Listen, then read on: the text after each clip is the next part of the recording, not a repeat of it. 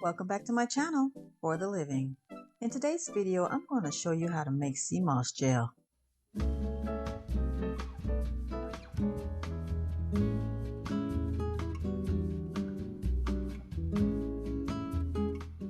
I use the brand Transition Nutrition. The link to where you can find this product is in the description box below. This is what it looks like when dried. You have to soak it overnight. This is what it looks like once I soak it overnight. Rinse it several times to remove the salt until the water is clear. I picked about half that's in the bowl and place it in the blender. Pour water in the blender carafe, a little over half. Don't add too much, it'll be too watery. It's better to have not enough water than too much. You can always add more water as you go. Okay, so now you can blend it. If you're finding value in this video, be sure to smash the like button and subscribe to my channel. Now, do you see the consistency?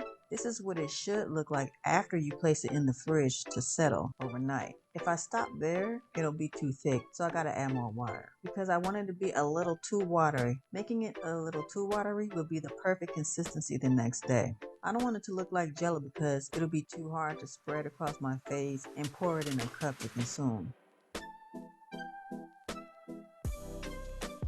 After you're done and the consistency is just right, pour the finished product in a glass jar to store in the fridge. Now, as promised, bonus information for you. So I normally make more than I'll actually use and I freeze the rest. If you make too much and don't use it up in time, it'll go bad on you since it's a natural product. Make sure you remove any excess air in the bag, lay it flat and freeze it. So it'll look like this when it's frozen. This is a hack I learned from a meal prepper on YouTube as a time saver. This comes in handy as I'm a busy woman.